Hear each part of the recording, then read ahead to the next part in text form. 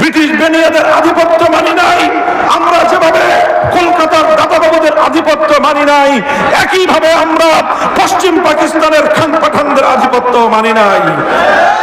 আমরা পশ্চিম পাকিস্তানিদেরকে বলেছিলাম আমরা তোমাদের ভাই, তোমরা আমাদের ভাই, কিন্তু পশ্চিম পাকিস্তানিরা বলতে চেয়েছিল আমরা তাদের দাস, তারা আমাদের প্রভু।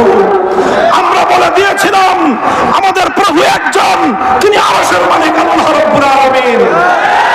এই জমিনে আমাদের বন্ধু আছে, কোনো প্রভু নয়।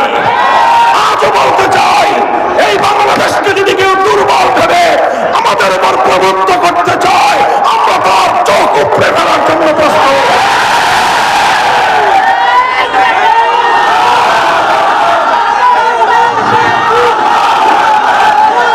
সংগ্রামী সাথী ও বন্ধুগণ, আমি দ্ব্যর্থহীন ভাষায় বলতে চাই, 1971 সালের মুক্তিযুদ্ধের মধ্য দিয়ে যেভাবে আমরা তিনটি আধিপত্যবাদ বিরোধী শক্তির বিরুদ্ধে লড়াই করে আমাদের দেশ মাতৃকাকে আমরা স্বাধীন করেছিলাম, দুর্ভাগ্যজনকভাবে স্বাধীনতার কয়েক মাস পরেই 72 সালে বাংলাদেশের মুক্তিযুদ্ধের চেতনাকে হাইজ্যাক করা হয়েছিল, ছিনতাই করা হয়েছিল।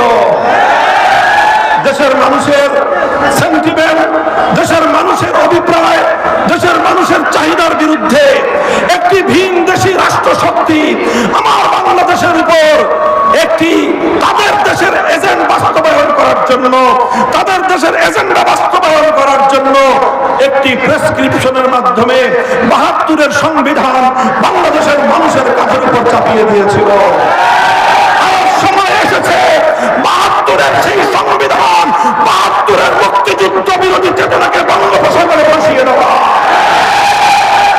আমরা স্পষ্ট ভাষায় বলতে চাই, 71-এর চেতনাকে যারা হাইজ্যাক করেছিল, 2024 সালের দ্বিতীয় স্বাধীনতাকেও সেই শক্তির দোসররা আবার ছিনতাই করার জন্য মাঠে নামার চেষ্টা করছে। ওই অপশক্তির বিরুদ্ধে আমাদেরকে সোচ্চার থাকতে হবে, তাদেরকে রুখে দাঁড়াতে হবে, তাদের বিরুদ্ধে ঐক্যবদ্ধ সংগ্রাম করে তুলতে হবে। শেখ হাসিনা 50 বছর পর্যন্ত বাংলাদেশের মানুষের বিরুদ্ধে প্রতিশোধের রাজনীতি করেছে। বাংলাদেশের মানুষকে ডিভাইড এন্ড রুল, ভাগ করো আর শাসন করো নীতিতে বাংলাদেশের মানুষকে শাসন নয়, শুধু সে শোষণ করেছিল। আজ